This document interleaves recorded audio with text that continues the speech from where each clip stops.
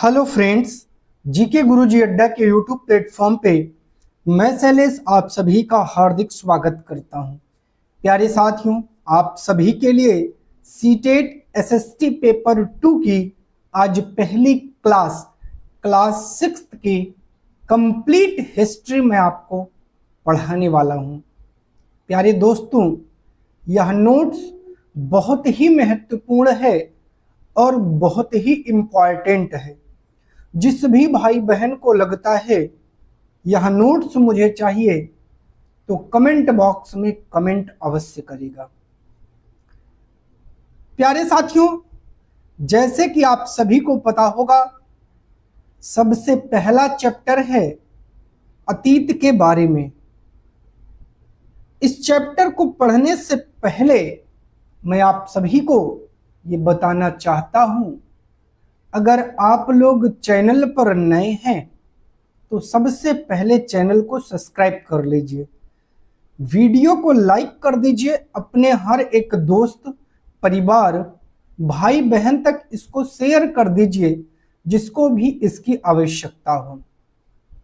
तो चलिए चलते हैं आज के पहले टॉपिक के बारे में, जिसका नाम है अतीत के बारे में। चलिए, कई लाख वर्ष पहले लोग नर्मदा नदी के तट पर रहते थे। वे कुशल संग्रह का मतलब होता है इकट्ठा करना। क्या होता है? इकट्ठा करना। चीजों को संग्रह करते थे और जानवरों का शिकार भी करते थे। ठीक है, चलिए आगे बात करते हैं।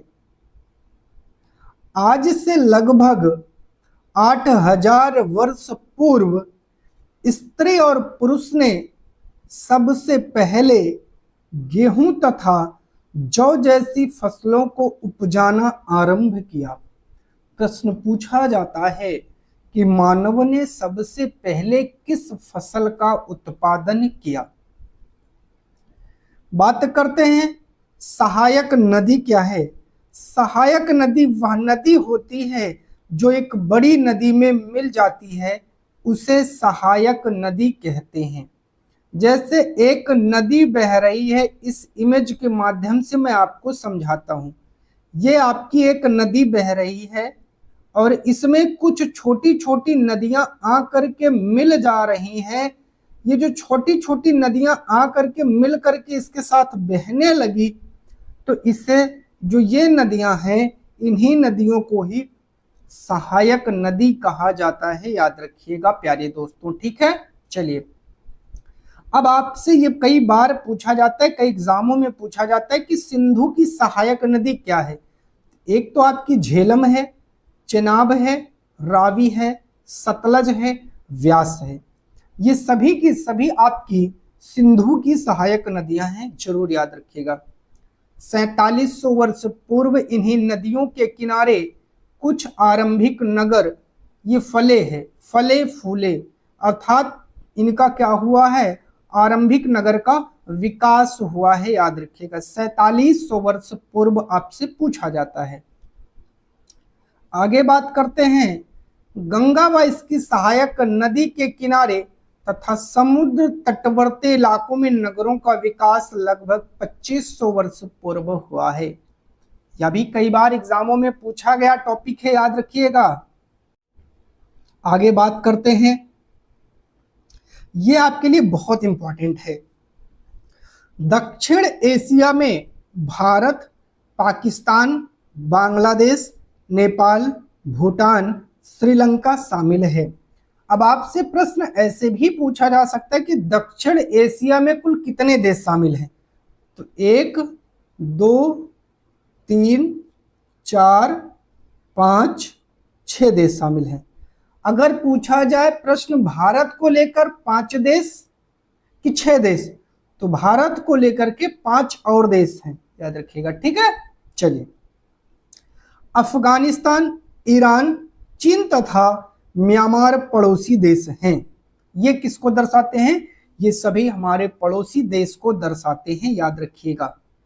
दक्षिण एशिया एक महाद्वीप से छोटा है लेकिन विशालता तथा बाकी एशिया से समुद्र, पहाड़ियों, पर्वतों से बटे होने के कारण इसे उपमहाद्वीप कहा जाता है। मोस्ट इंपॉर्टेंट है, स्टार लगा लीजिएगा, ठीक है। चलिए अगला टॉपिक आता है दोस्तों देश का नाम। जो देश का नाम भारत है, इससे संबंधित चीजें हमको जानना है। इंडिया शब्द इंडस से निकला है, जिसे संस्कृत में सिंधु कहा जाता है। किससे निकला है? इंडिया शब्द इंडस से निकला है और इसे संस्कृत में सिंधु कहा जाता है। ये आपको याद रखना है। लगभग 2500 वर्ष पहले उत्तर पश्चिम की ओर से आने वाले ईरानियों और यूनानियों ने सिंधु को हिंदोज अथवा इंदोज और इस नदी के पूर्व में स्थित भूमि प्रदेश को इंडिया कहकर संबोधित किया है। क्या कहा है? इंडिया कहकर संबोधित किया है। चलिए, भारत नाम का प्रयोग उत्तर पश्चिम में रहने वाले लोगों के एक समूह के लिए किया जाता था। उत्तर पश्चिम का मतलब समझ में आया? चलिए एक छोटा सा मैप मैं आपको दिखाता हूं। देखिए, ये है आपका भारत और ये है आपका नॉर्थ वेस्ट, उत्तर पश्चिम का क्षेत्र। तो कहा गया है कि भारत नाम का प्रयोग उत्तर पश्चिम में रहने वाले, जो इन कोनों पर रहने वाले लोग थे, उनके एक समूह के लिए किया जाता था। याद रखिएगा, इस समूह का उल्लेख संस्कृत की आरंभिक जो रचना है ऋग्वेद, उसमें भी मिलता है और ऋग्वेद लगभग 3500 वर्ष पुरानी रचना है। ठीक है, कितनी पुरानी है? 3500 वर्ष पुरानी रचना है। अतीत की जानकारी आपको कैसे हुई? ये जो अतीत है, जो हमारा गुजरा हुआ कल है, जो हमारा बीता हुआ कल है, इसके बारे में जानकारी हुई कैसे?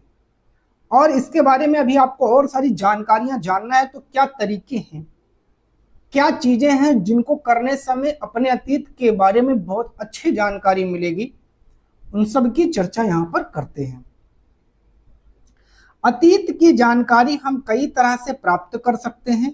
इनमें एक तरीका है अतीत में लिखी गई पुस्तक को ढूंढना और पढ़ना। भाई जाहिर सी बात है, जो अतीत में लिखी गई पुस्तक है इसको खोजिए, इसको पढ़िए, तभी तो पता चलेगा कि उस समय की पुस्तकों में क्या क्या जानकारियां थी, तो आपको पता लगेगा।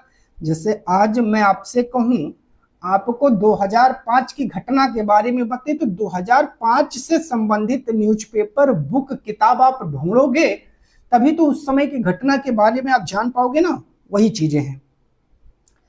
ये जो उस समय पुस्तकें थी ये हाथ से लिखी जाती थी और इसलिए इनके जो हाथ से लिखा गया है, इसीलिए इनको क्या कहा गया है? पांडुलिपि। अंग्रेजी में इसके लिए एक शब्द यूज होता है मैन्युस्क्रिप्ट। क्या बोला जाता है? मैन्युस्क्रिप्ट। ठीक है, चलिए अंग्रेजी में पांडुलिपि के लिए प्रयुक्त होने वाला शब्द मैन्युस्क्रिप्ट है, जो लैटिन शब्द मेनू से बना है, जिसका अर्थ हाथ है। याद रखिएगा, इसके ऊपर स्टार लगा लीजिएगा, ठीक है, इंपॉर्टेंट है। पांडुलिपि है क्या, इसके बारे में थोड़ी सी जानकारी करते हैं कि पांडुलिपि है क्या। इसके बारे में ये कई बार एग्जाम में पूछा गया है, विभिन्न एग्जामों में पूछा गया है। ये पांडुलिपियां प्रायः एक ताड़ नामक जो पत्ता है, जिसे ताड़पत्र या पॉम लीफ बोलते हैं, ये जो पॉम लीफ है ये आपको हिमालय के क्षेत्र में उगने वाले एक भूर्ज, एक तो ताड़पत्र हो गया आपका और दूसरा जो हिमालय का क्षेत्र है वहां पर एक भूर्ज नामक पेड़ है, जिसकी छाल से एक विशेष तरीके से भोजपत्र बनाया जाता है। भोजपत्र आप लोगों ने देखा होगा, नहीं देखा है तो 2 रुपए का मिलता है, आप किसी भी दुकान से खरीद करके देख सकते हैं। उस पर इन चीजों को लिखा जाता था, याद रखिएगा। ये पांडुलिपियां मंदिरों और विहारों में प्राप्त होती थी। ये तो इंपॉर्टेंट है कि आप ये बता दीजिए मुझे जरा कि जो पांडुलिपि की आप चर्चा करें, इसको हम पाते कहां थे? तो एक तो ये मंदिरों में मिला करती थी, दूसरी ये विहार, और विहार किसके होते थे? जैन और बौद्ध के। इन पुस्तकों में धार्मिक मान्यताओं व व्यवहारों, राजाओं के जीवन, औषधियों तथा विज्ञान आदि सभी प्रकार के विषयों की चर्चा आपको यहां देखने को मिलती है। याद रखिएगा, ठीक है। चलिए प्राकृत भाषा का प्रयोग आम लोग करते थे, स्टार लगा लीजिएगा, ये इंपॉर्टेंट है भैया, कि जो प्राकृत भाषा है उसका प्रयोग कौन करता था। ठीक है, चलिए बात करते हैं भैया अभिलेख, अंग्रेजी में इसको बोलते हैं इंस्क्रिप्शन। ठीक है, चलिए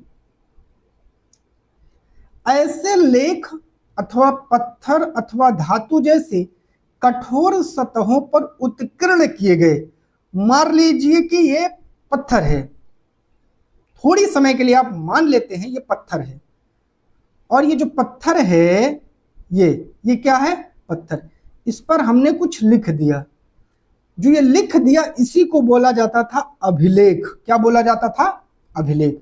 कभी कभी शासक अथवा अन्य लोग अपने आदेशों को इस तरह उत्कीर्ण करवाते थे ताकि लोग उन्हें देख सकें, पढ़ सकें, उनका पालन कर सकें। आपने अशोक का नाम सुना होगा, उसने ऐसे बहुत सारे लेखों को लिखवाया है। अभिलेखों में शासक लड़ाइयों में अर्जित विजयों का लेखा जोखा रखा करते थे कि हम जो युद्ध लड़े हैं, जो हम विजय पाई है, उनके बारे में जानकारियां आपको देखने को मिलेंगी। ठीक है, चलिए बात करते हैं पुरातत्वविद, आर्कियोलॉजिस्ट, इंपॉर्टेंट है। वस्तुओं का अध्ययन करने वाला व्यक्ति पुरातत्वविद, आर्कियोलॉजिस्ट कहलाता है। अब आपके दिमाग में है कि कैसी वस्तुओं का अध्ययन करेगा, आइए जानते हैं। सबसे पहले पुरातत्वविद पत्थर और ईंट से बनी इमारतों के अवशेषों, चित्रों तथा मूर्तियों का अध्ययन करते हैं। किसका, पत्थर और ईंट से अगर बनी कोई इमारत है, कोई अवशेष है, कोई चित्र है, कोई मूर्ति है, उसका अध्ययन करेंगे। वे औजारों, हथियारों, बर्तनों, आभूषणों, सिक्कों की प्राप्ति के लिए छानबीन और खुदाई भी करते हैं। वो ढूंढते हैं कि हमें औजार मिल जाए, हथियार मिल जाए, बर्तन मिल जाए, आभूषण मिल जाए, सिक्के मिल जाए। मतलब नहीं मिलते हैं तो उसके लिए जगह जगह पर वो खुदाई करने का भी काम करते हैं ताकि वो चीजें उन्हें मिल सके। ठीक है, चलिए आगे बात करते हैं। पुरातत्वविद जानवरों, चिड़ियों, मछलियों की हड्डियां भी ढूंढते हैं। इससे उन्हें ये जानने में मदद मिलती है कि अतीत में लोग क्या खाते थे।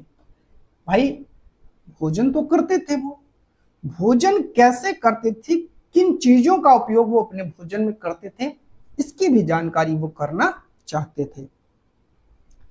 आगे बात करते हैं आरंभिक मानव, अर्लीस्ट पीपल के बारे में हम लोग जानते हैं, जो इस उपमहाद्वीप में 20 लाख साल पहले रहा करते थे। आज हम उन्हें आखेटक, खाद्य संग्राहक, हंटर कदर्स, ठीक है, के नाम से जानते हैं। भोजन का इंतजाम करने की विधि के आधार पर उन्हें इस नाम से पुकारा जाता है। ठीक है, 20 लाख साल पहले रहते थे, याद रखिएगा। आमतौर पर खाने के लिए वे जंगली जानवरों का शिकार करते थे, मछलियां और चिड़ियां पकड़ते थे, फल फूल, दाने, पौधे, पत्तियां, अंडे इकट्ठा किया करते थे, याद रखिएगा। पत्थर के औजारों का उपयोग इंसान के खाने योग्य जड़ों को खोदने के लिए किया जाता था। जानवरों की खाल से बने वस्त्रों को सिलने के लिए किया जाता था, याद रखिएगा इन दोनों पॉइंट को। ठीक है, चलिए लोग गुफाओं में इसीलिए रहते थे क्योंकि यहां उन्हें बारिश, धूप और हवाओं से राहत मिलते थे। वे गुफाएं नर्मदा घाटी के पास हैं। कहाँ हैं? नर्मदा घाटी के पास हैं। बात करते हैं पुरास्थल की साइट्स की। उस स्थान को कहते हैं जहां औजार, बर्तन, इमारत जैसी वस्तुओं के अवशेष मिले हों, उसे ही पुरास्थल कहा जाता है, याद रखिएगा। ठीक है, चलिए बात करते हैं। अब आपको पढ़ना है स्टोन एज, पाषाण काल। सबसे पहले आपको पढ़ना है पुरा पाषाण काल, द पैलियोलिथिक एज। ठीक है, चलिए सबसे पहले बात करेंगे, पूरा पाषाण काल 20 लाख साल पहले से 12,000 साल पहले के दौरान माना जाता है। ये जो टाइम पीरियड है बहुत इंपॉर्टेंट है, स्टार लगा लीजिएगा। यह दो शब्दों यानी पुरा माने प्राचीन, पाषाण माने पत्थर से बना है। इस काल को 3 भागों में बांटा गया है, आरंभिक, मध्य, उत्तर, और ये कई बार एग्जाम में रिपीट हुआ है, याद रखिएगा। ठीक है, चलिए इस पर तो स्टार लगा लीजिएगा। मानव इतिहास के 99% कहानी इसी काल में घटित हुई है, क्योंकि बहुत लंबा पीरियड था भाई, बहुत लंबा पीरियड था। आगे बात करते हैं मध्य पाषाण युग, मेसोलिथिक मिडिल स्टोन एज, इसके बारे में बात करते हैं। अब देखिए ये वाली लाइन जो आपको मिल रही है बहुत इंपॉर्टेंट है। जिस काल में हमें पर्यावरणीय बदलाव मिलते हैं उसे मेसोलिथ यानी मध्य पाषाण युग कहते हैं। क्वेश्चन कई एग्जामों में आया है कि हमें पर्यावरण के बदलाव किस काल में देखने को मिलते हैं, तो बहुत सारे लोग भैया नवपाषाण काल लगा देते हैं जल्दी जल्दी में, लेकिन बहुत सोच समझ करके। ठीक है, चलिए इसका समय लगभग 12,000 साल पहले से लेकर 10,000 साल पहले तक माना गया है, याद रखिएगा। ठीक है, इस काल के पाषाण औजार आमतौर पर बहुत छोटे होते थे। इन्हें माइक्रोलिथ यानी लघु पाषाण कहा जाता था, याद रखिएगा। ठीक है, चलिए प्रायः इन औजारों में हड्डियों, लकड़ियों के मूठे लगे हंसिया और आरी जैसे औजार मिलते थे। साथ साथ पुरा पाषाण युग वाले औजार भी इसी दौरान बनाए जाते थे, आपको याद रखना है। बात करते हैं नेक्स्ट टॉपिक की, ये है आपका नवपाषाण युग, नियोलिथिक एज। ठीक है, चलिए इस युग की शुरुआत लगभग 10,000 साल पहले से होती है। इसे नवपाषाण युग कहते हैं। सबसे पहले जिस जंगली जानवर को पालतू बनाया गया वह कुत्ते का पूर्वज था। क्वेश्चन को घुमाया जा सकता है कि कुत्ते को पालने की प्रक्रिया किस काल से आरंभ होती, तो याद रख लीजिएगा नवपाषाण काल से। ठीक है, चलिए धीरे धीरे लोग भेड़, बकरी, गाय और सुअर जैसे जानवरों को अपने घरों के नजदीक आने को उत्साहित करने लगे कि आप आइए हमारे समीप, उनको चारा देने लगे, उनको धीरे धीरे पालने की प्रक्रिया में अपना विकास करने लगे। नवपाषाण युग के सबसे प्रसिद्ध पुरास्थलों में से एक है चाताल युग तुर्की में, जहां दूर दराज स्थानों से कई चीजें लाई जाती थी और उनका उपयोग किया जाता था। जैसे सीरिया से लाया गया चकमक पत्थर बहुत फेमस है, क्या नाम है, चकमक पत्थर, फ्लिंट, लाल सागर की कौड़ियां, भूमध्य सागर की सीपियां बहुत फेमस है। ठीक है, चलिए बात करते हैं अगले टॉपिक की, खेती और पशुपालन, फार्मिंग एंड हंटिंग, इनके बारे में जानते हैं। लोगों द्वारा पौधे उगाने और जानवरों की देखभाल करने को बसने की प्रक्रिया नाम दिया गया, इंपॉर्टेंट है। बुर्जुहोम, वर्तमान कश्मीर के लोग गड्ढे के नीचे घर बनाते थे, ये वर्तमान कश्मीर में है बुर्जुहोम। ठीक है, जिन्हें गर्तावास कहा जाता है, स्टार लगा लीजिएगा इस पर। इनमें उतरने के लिए सीढ़ियां होती थी, इससे उन्हें ठंड के मौसम में सुरक्षा मिलती थी। ठीक है, चलिए फ्रांस में गुफा में की गई चित्रकारी में प्रयोग होने वाले रंगों को लौह अयस्क और चारकोल जैसे खनिज पदार्थों से मिला करके बनाया जाता है, इंपॉर्टेंट है, याद रख लीजिएगा। ठीक है, चलिए अब हम लोग थोड़ा सा आगे चलते हैं। आज अगला जो टॉपिक है हमारा हड़प्पा सभ्यता। ठीक है, चलिए हड़प्पा के नगर। हड़प्पा सभ्यता आधुनिक पाकिस्तान के पंजाब और सिंध प्रांत, भारत के गुजरात, राजस्थान, हरियाणा और पंजाब प्रांत में मिले हैं। याद रखिएगा कहाँ कहाँ मिला, एक तो गुजरात में, राजस्थान में, हरियाणा में, पंजाब में। कहाँ कहाँ, गुजरात, राजस्थान, हरियाणा, पंजाब। ठीक है, चलिए इन सभी स्थलों से पुरातत्वविदों को अनोखी वस्तुएं मिली हैं, जैसे मिट्टी के लाल बर्तन जिन पर काले रंग के चित्र बने थे, पत्थर के बाट जो तौलने के काम आते थे, मुहरे, मनके, तांबे के उपकरण और पत्थर के लंबे ब्लेड, ये सभी आपको देखने को मिलेंगे। ऊंचाई वाले भाग को पुरातत्वविदों ने नगर दुर्ग कहा और निचले हिस्से को निचला नगर कहा। दोनों हिस्सों की चहारदीवारियां पक्की ईंटों से बनाई जाती थी, एक ये है आपका, एक ये है, और इनके चारों जो दुर्ग बनाया जाता था वो पक्की ईंटों का बनाया जाता था, याद रखिएगा। मोहनजोदड़ो में एक खास तालाब बनाया गया था जिसे पुरातत्वविदों ने महान स्नानागार कहा है। अब अगर आपको भूल जाए ये चीज कि ये जो तालाब है ये कहाँ है, तो इसके ट्रिक मैं बना दे रहा हूं आपके लिए। ये है आपका तालाब, क्या है, तालाब, और इस तालाब में कोई आदमी ही नहा सकता है, याद रख लीजिएगा। और आदमी के नाम से, मोहन के नाम से केवल एक ही है, मोहनजोदड़ो। तो बस ऐसे याद रख लीजिएगा, तालाब में आदमी नहा रहा था, आपको याद हो जाएगा कि ये मोहनजोदड़ो में था। ठीक है, चलिए। कालीबंगा और लोथल जैसे अन्य नगरों में अग्निकुंड मिले हैं। क्या मिले हैं, अग्निकुंड। संभवतः यज्ञ किए जाते होंगे।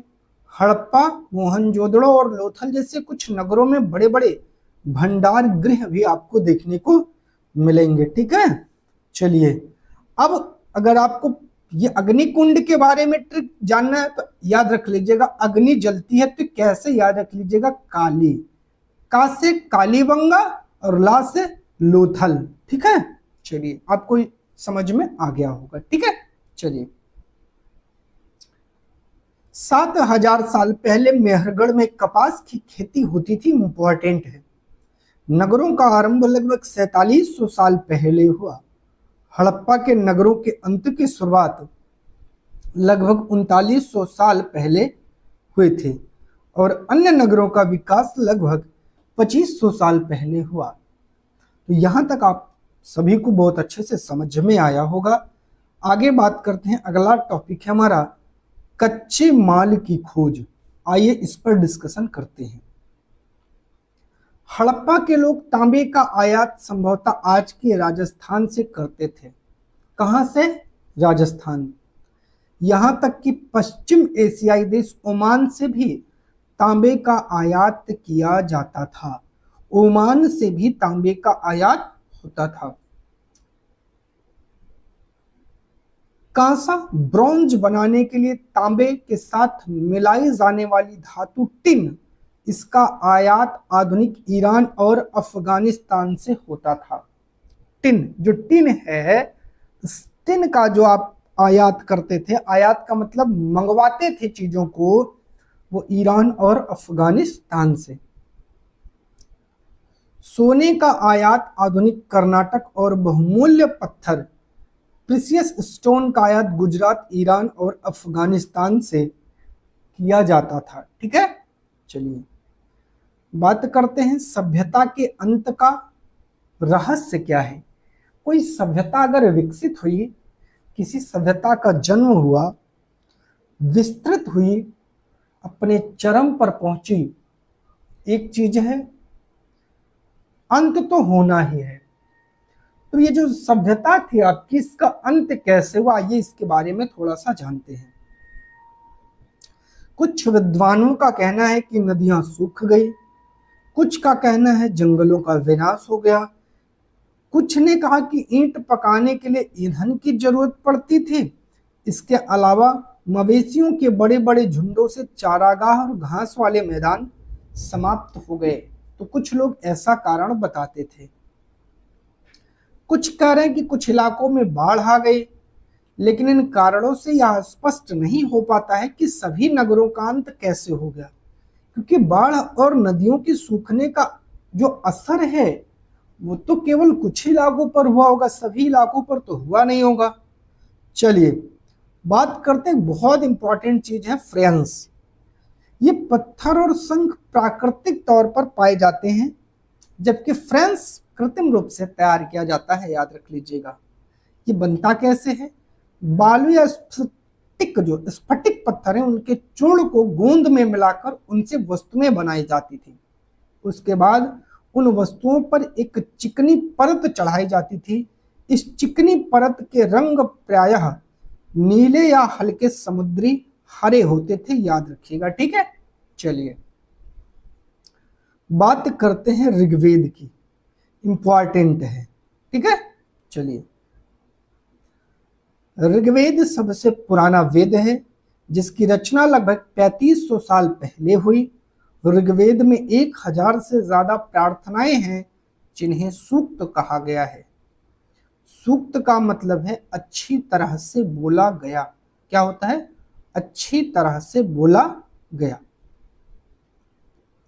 ऋग्वेद की भाषा प्राकृतिक संस्कृत या वैदिक संस्कृत कहलाती है। स्टार लगा लीजिएगा इस पर। ऋग्वेद का उच्चारण किया जाता था, श्रवण किया जाता था, ना कि इसको पढ़ा जाता था। रचना के कई सदियों बाद इसे पहली बार लिखा गया। इसे छापने का काम तो मुश्किल से 200 साल पहले हुआ है। ये कई बार एग्जामों में ये टॉपिक रिपीट हुआ है। इस पर कूट बना करके पूछा जाता है, याद रख लीजिएगा, तो इसको बहुत अच्छे से समझ लीजिएगा। बात करते हैं महापाषाण की। शिलाखंड महापाषाण, महा का मतलब होता है बड़ा, पाषाण का मतलब होता है पत्थर, नाम से जाने जाते हैं। ये पत्थर दफन करने की जगह पर लोगों द्वारा बड़ी करीने से लगाए गए थे, याद रख लीजिएगा। चलिए मैं आपको समझा देता हूं। जैसे मान लीजिए ये कोई मानव है, क्या है?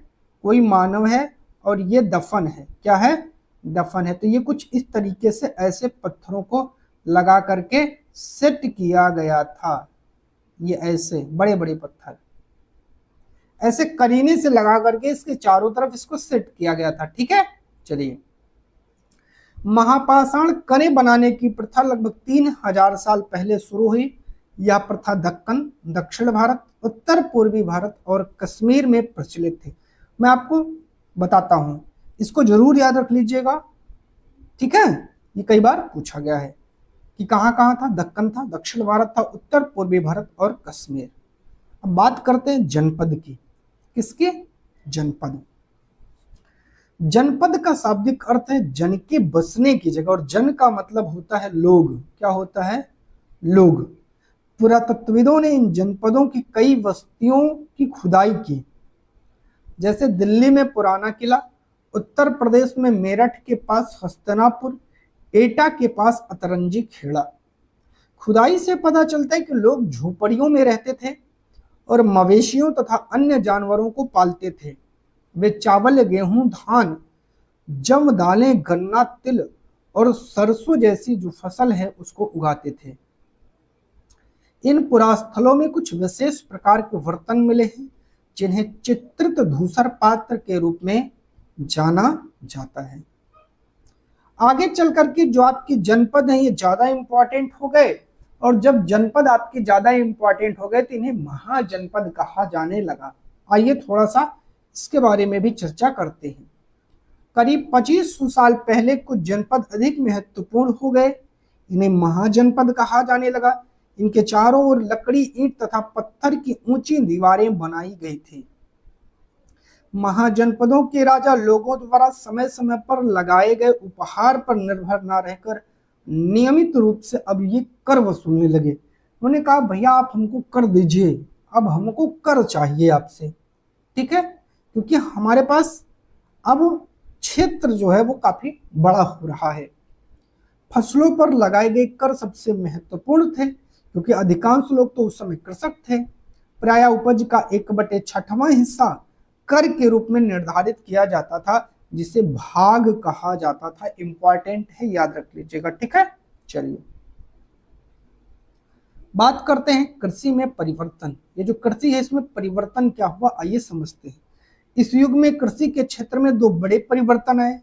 हल के फाल अब लोहे के बनने लगे। जो फाल होता है आप लोग देखेंगे, ये किसान का डंडा रहता है और इसमें ऐसे एक फाल टाइप का लगा रहता है, और यहाँ पर आपकी ये जो बैल हैं ये आपके बैल चरते रहते हैं और ये इससे जुड़े रहते हैं बैल, और ये एक आदमी है यहाँ से इसको क्या करता रहता है, चलाता रहता है अपना, और ये मिट्टी को जोतता रहता है। यही, इसी को बोलते हैं, क्या बोलते हैं भैया, फाल। लोहे का बनने लगा, पहले लकड़ी का होता था। अब यार जाहिर सी बात है, अगर कोई चीज लोहे का फाल लगेगा तो जमीन को गहराई तक जोतेगा और जो उपज है वो बढ़नी है। आइए, अब कठोर जमीन को लकड़ी के फाल की तुलना में लोहे के फाल से आसानी से जोता जा सकता था, याद रखिएगा, ठीक है। चलिए, लोगों ने धान के पौधे का रोपण शुरू किया। खेतों में बीज छिड़ककर धान उपजाने के बजाय धान की पौध तैयार कर उनका रोपण शुरू किया। जैसे ये पहले होता था, पहले ऐसे धान क्या किया गया, ऐसे छोड़ दिया गया, जो पौधा उगा उगा, जो ना उगा ना उगा, कोई मतलब नहीं। आगे चल करके इस धान की खेत को अगले, जैसे आज हम लोग बेरन डालते हैं, देहाती भाषा में बोलते हैं, यहाँ से उखाड़ के इसको ले जा करके धान के खेतों में लगाया गया और ये पौधा बड़ा हो जाएगा, इसमें बहुत अच्छे अच्छे फल की पैदावार होने लगेगी, ठीक है। चलिए, बात करते हैं मगध की। ये बहुत शक्तिशाली राज्य था। गंगा और सोन जैसी नदियां मगध से होकर के बहा करती थी।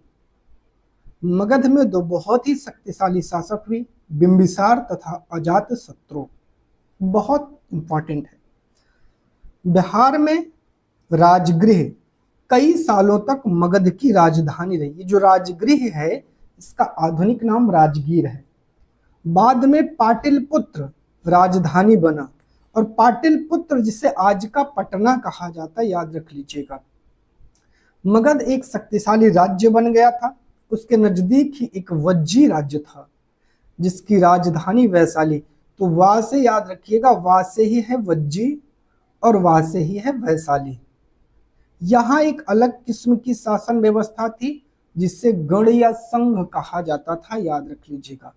और ये वाली लाइन तो इंपॉर्टेंट है, बुद्ध तथा महावीर दोनों गण या संघ से संबंधित थे, याद रख लीजिएगा, ठीक है। चलिए आगे चलते हैं, बात करते हैं बुद्ध की कहानी की। चलिए, बौद्ध धर्म के संस्थापक सिद्धार्थ थे और यही बुद्ध के बचपन का नाम है। किसका बचपन का नाम है? जिन्हें गौतम के नाम से भी जाना जाता था, ठीक है। उनका जन्म लगभग 2500 वर्ष पूर्व हुआ। बुद्ध क्षत्रिय थे तथा शाक्य नामक एक छोटे से गण से संबंधित थे, याद रख लीजिएगा। युवा अवस्था में ज्ञान की खोज में उन्होंने घर के सुखों को छोड़ दिया, जो घर का सुख था उसको छोड़ दिया। बोध गया बिहार में है। एक पीपल वृक्ष के नीचे ऋजुपालिका नदी के तट पर कई दिनों तक तपस्या करने के बाद उनको ज्ञान की प्राप्ति होती है। वे वाराणसी के निकट स्थित सारनाथ गए जहां उन्होंने पहली बार उपदेश दिया, ठीक है।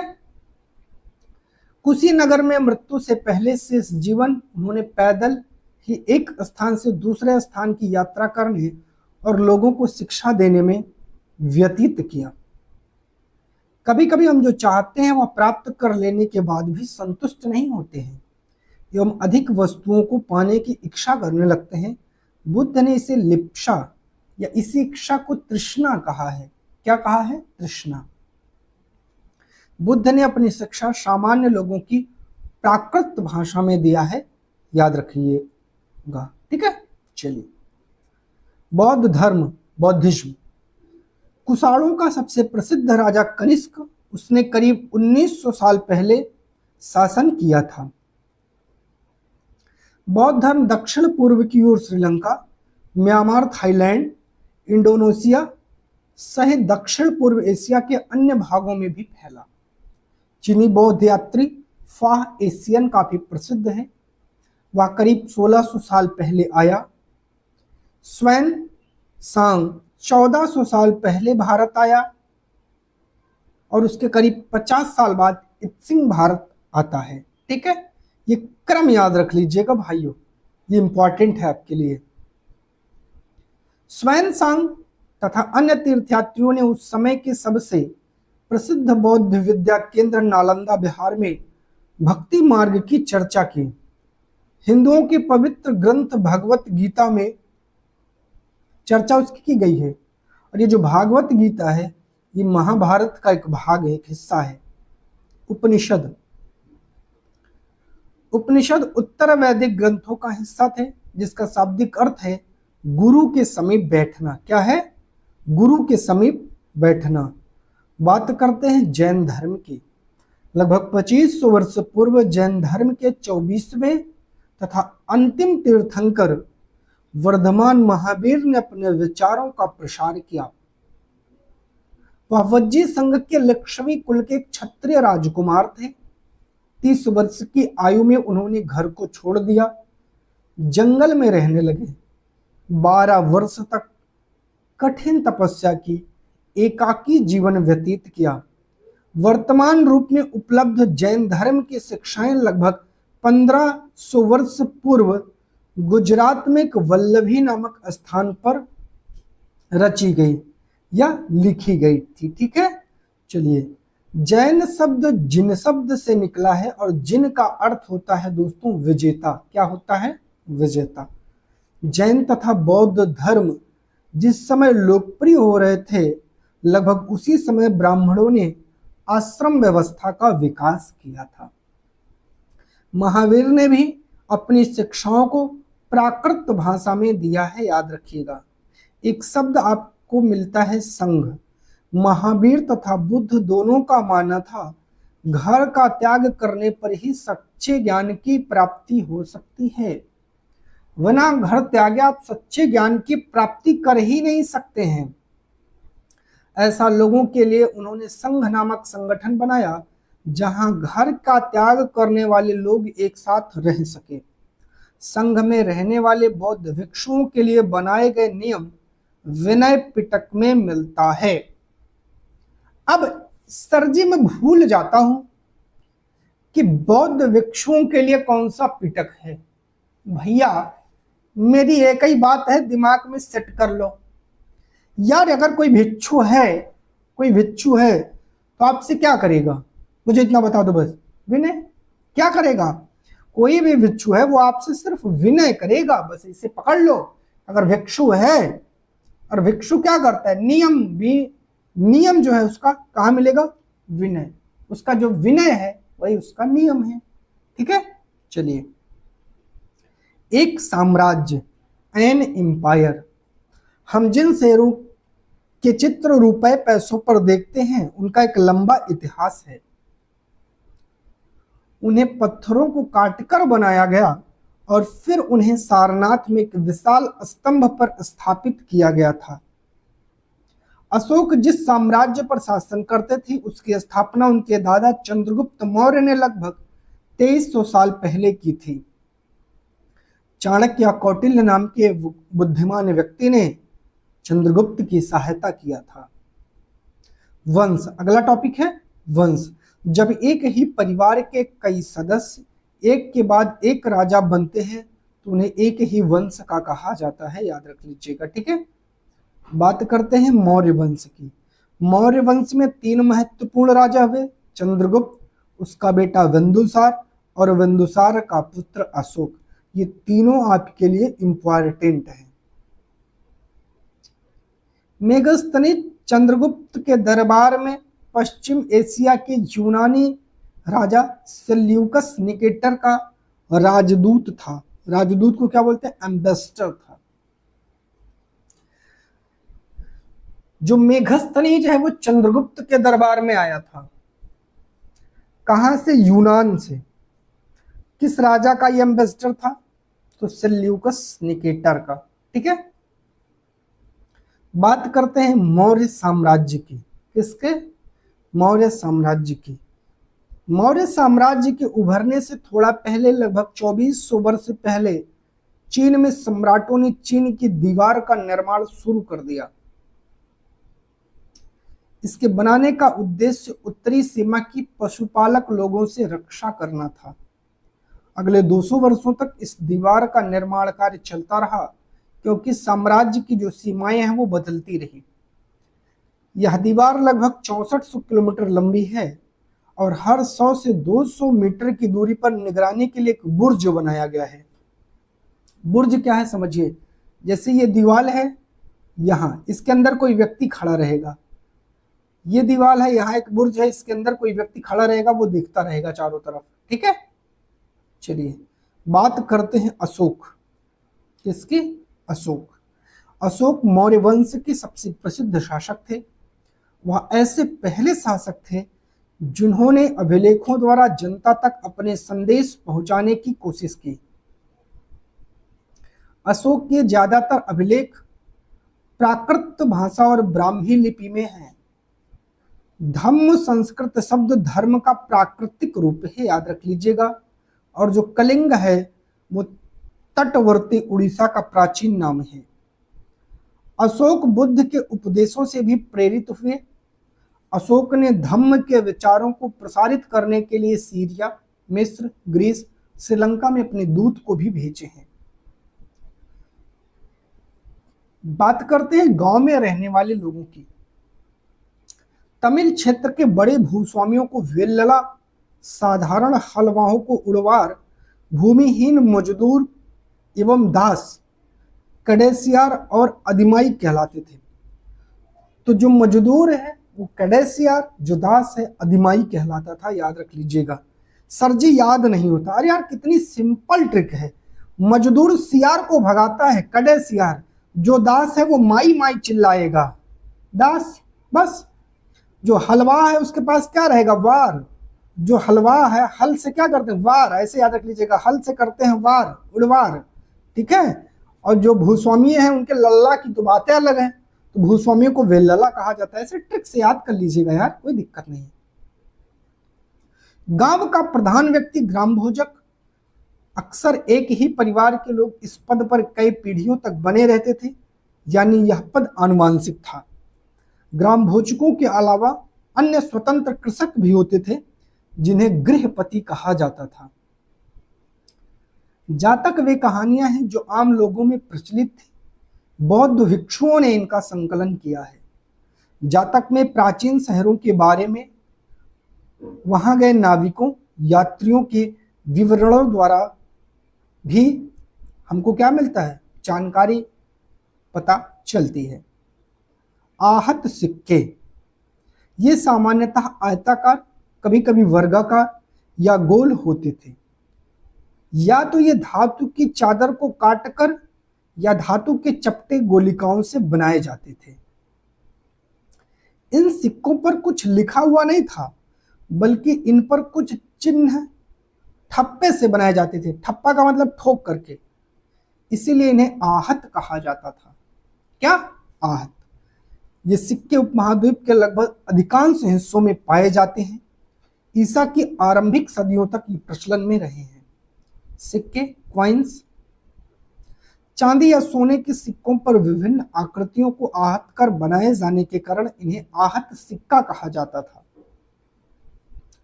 मथुरा एक धार्मिक केंद्र भी रहा है। यहाँ बौद्ध विहार और जैन मंदिर हैं। यह कृष्ण भक्ति का एक बहुत ही महत्वपूर्ण केंद्र था। मथुरा के अभिलेख में सुनारों, लोहारों, बुनकरों, टोकरी बुनने वालों, माला है, माला बनाने वालों, इत्र बनाने वालों के बारे में उल्लेख आपको मिलेगा। ठीक है। अरिकामेडु, ये क्या है? एक पत्तन। क्या है? एक पत्तन है। चलिए, लगभग 2200 से 1900 साल पहले अरिकामेडु एक पत्तन था। पत्तन का मतलब जहां जहाज वहाज रुकते हैं। यहाँ दूर दराज से आए जहाजों से सामान उतारे जाते थे। यहाँ भूमध्य सागरीय क्षेत्र के एम्फोरा जैसे पात्र मिले हैं। साथ ही यहाँ एरेटाइन जैसे मुहर लगे लाल चमकदार बर्तन भी देखने को मिलते हैं। इन्हें इटली के एक शहर के नाम पर एरेटाइन पात्र के नाम से भी जाना जाता है, याद रखिएगा। बात करते हैं रोम। एक बहुत बड़े साम्राज्य की राजधानी था। यह यूरोप, उत्तरी अफ्रीका का तथा पश्चिमी एशिया तक इसका साम्राज्य फैला था। इसके सबसे महत्वपूर्ण शासकों में से एक ऑगस्टस ने करीब 2000 साल पहले शासन किया था। उसने कहा था कि रोम ईंटों का शहर है। व्यापार और व्यापारी, ट्रेड एंड ट्रेडर। ठीक है। दक्षिण भारत सोना, मसाले, खास तौर पर काली मिर्च तथा कीमती पत्थरों के लिए प्रसिद्ध था। काली मिर्च की रोमन साम्राज्य में इतनी मांग थी कि इसे काले सोने के नाम से बुलाते थे। संगम कविताओं में मूवेंदार की चर्चा मिलती है। यह एक तमिल शब्द है जिसका अर्थ तीन मुखिया है। 7 वाहनों का सबसे प्रमुख राजा गौतमी पुत्र श्री सातकर्णी था। रेशम मार्ग, सिल्क रूट।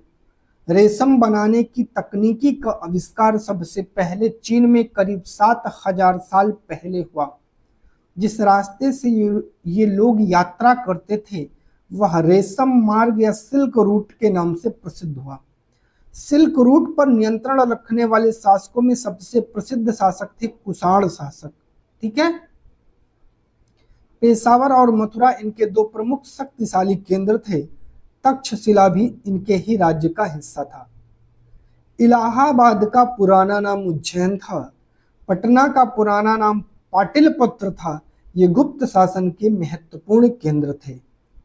बात करते हैं वंशावलियां। चंद्रगुप्त गुप्त वंश के पहले शासक थे जिन्होंने महाराजा धीराज जैसे बड़ी उपाधि धारण की। समुद्रगुप्त ने भी उपाधि धारण की। कौन सी? यही महाराजा धीराज की। कवि कालिदास और खगोल शास्त्री आर्यभट्ट उनके दरबार में थे। हर्षवर्धन तथा हर्षचरित्र। राजा हर्षवर्धन जिन्होंने करीब 1400 साल पहले शासन किया, उनके दरबारी कवि बाणभट्ट ने संस्कृत में उनकी जीवनी हर्षचरित्र लिखी है।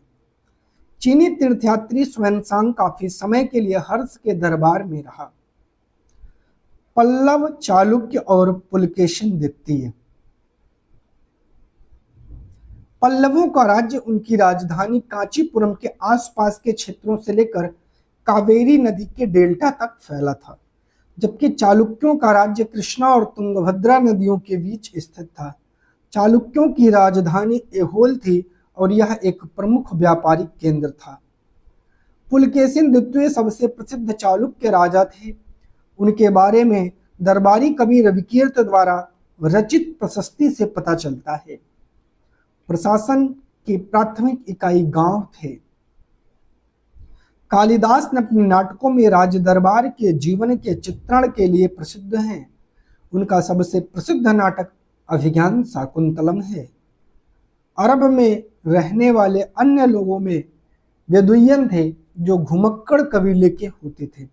धातु विज्ञान। प्राचीन भारतीय धातु वैज्ञानिकों ने विश्व धातु विज्ञान के क्षेत्र में प्रमुख योगदान दिया है। पुरातात्विक खुदाई ने यह दर्शाया है कि हड़प्पावासी कुशल शिल्पी थे। उन्हें तांबे के धातु कर्म और शोधन की जानकारी थी। उन्होंने तांबे और टिन को मिलाकर कांसा भी बनाया। जहां हड़प्पावासी कांस्य युग से जुड़े थे, वहीं उनके उत्तराधिकारी लौह युग से जुड़े थे। याद रख लीजिएगा। भारत अत्यंत विकसित किस्म के लोहे का निर्माण करता था। खोटा, पिटवा और ढलवा 3 लोहा, और ये पूछा गया है कई बार एग्जाम में, इन्हीं का निर्माण करता था। स्तूप का शाब्दिक अर्थ होता है टीला। अजंता की बात करते हैं। यह वह जगह है जहां के पहाड़ों में सैकड़ों सालों के दौरान कई गुफाएं खोदी गई थी। इनमें से ज्यादातर बौद्ध भिक्षुओं के लिए बनाए गए विहार थे। गुफाओं के अंदर अंधेरा होने की वजह से अधिकांश चित्र मसालों की रोशनी में बनाए गए थे। इनमें से कुछ को चित्रों द्वारा सजाया गया। इन चित्रों के रंग 1500 साल बाद भी चमकदार हैं। ये रंग पौधे तथा खनिजों से बनाए जाते थे। इन महान कृतियों को बनाने वाले कलाकार अज्ञात हैं। उनके बारे में कोई जानकारी नहीं है। करीब 1800 साल पहले एक प्रसिद्ध तमिल महाकाव्य सिप्लादिकारम की रचना इलांगो नामक कवि ने की मोस्ट इम्पॉर्टेंट है। तमिल महाकाव्य मणिमेखलई को करीब 1400 साल पहले सत्तनार द्वारा लिखा गया मोस्ट इम्पॉर्टेंट है। कालिदास संस्कृत में लिखा करते थे। पुराण। पुराण का शाब्दिक अर्थ है प्राचीन या क्या है? प्राचीन। पुराणों में विष्णु, शिव, दुर्गा और पार्वती जैसी देवी देवताओं की कहानियां आपको देखने को मिलती हैं। अधिकतर पुराण संस्कृत श्लोक में लिखे गए हैं जिससे सब उन्हें सुन और समझ सकें। स्त्रियां तथा शूद्र जिन्हें वेद पढ़ने की अनुमति नहीं थी वे इसे सुन सकते थे, क्योंकि इनका जो पाठ है वो पुजारी मंदिरों में किया करते थे। पुराणों और महाभारत दोनों को ही व्यास नाम के ऋषि ने संकलित किया। महाभारत में भगवत गीता भी है और रामायण के लेखक वाल्मीकि माने जाते हैं, याद रख लीजिएगा। आर्यभट्ट एक गणितज्ञ तथा खगोल शास्त्री। आर्यभट्ट ने संस्कृत में आर्यभट्टीयम नामक पुस्तक लिखी है। उन्होंने वृत्त की परिधि को मापने की विधि को भी ढूंढ निकाला है। आयुर्वेद चिकित्सा विज्ञान का एक विख्यात पद्धति है जो प्राचीन भारत में विकसित हुई। प्राचीन भारत में आयुर्वेद के दो प्रसिद्ध चिकित्सक थे, चरक जो कि प्रथम और द्वितीय शताब्दी ईसा पूर्व हुए और सुश्रुत जो चौथी शताब्दी ईसा पूर्व हुए। चरक द्वारा रचित चरक संहिता औषधि शास्त्र की एक बहुत ही इंपॉर्टेंट पुस्तक है। कागज का आविष्कार 1900 साल पहले काइलून नाम के एक व्यक्ति ने चीन में किया। कागज बनाने की तकनीकी सदियों तक गुप्त रखा गया। करीब 1400 साल पहले यह कोरिया और कोरिया के बाद भारत आई थी। इसी के साथ प्यारे दोस्तों, आपकी क्लास 6 की एनसीईआरटी कंप्लीट हो जाती है। इस एनसीईआरटी को जो आपने पढ़ा, अगर आप लोगों को लगता है कि आप इसका शॉर्ट नोट्स बना सकते हैं तो जरूर बनाइए। देखिए ये एनसीईआरटी है, हमने एनसीईआरटी पुस्तकों का निचोड़ इसमें आपको दिया है। निचोड़ का मतलब है कि जो चीजें आपके लिए इम्पॉर्टेंट हो सकती है उन सभी चीजों को हमने इसमें शामिल किया है। कोई भी ऐसा टॉपिक छूटा नहीं है जो आपके एग्जाम की दृष्टिकोण से है, क्योंकि नोट्स का मतलब ही होता है कि इंपॉर्टेंट चीजों को शामिल करना। नहीं तो हम एनसीईआरटी की किताब ही ना आपको पूरा करवा दें। और प्यारे साथियों, अब ये क्लास चली है तो कंटिन्यू चलती ही रहेगी और हर दिन आपको एक सब्जेक्ट की मैराथन मिलेगी। जैसे आज क्लास 6 की एनसीईआरटी, कल 7th की, परसों 8 की, फिर सिविक्स आपको करवाएंगे 6, 7, 8 के, और फिर ज्योग्राफी आपको करवाएंगे। वीडियो लगी कैसी, कमेंट करके एक बार आप लोग जरूर बताने का प्रयास करें। आपके लिए नियमित प्रयास करते रहते हैं। वीडियो अच्छी लगी तो चैनल को सब्सक्राइब करिएगा, वीडियो को लाइक और दोस्तों तक शेयर जरूर करिएगा। बहुत बहुत धन्यवाद।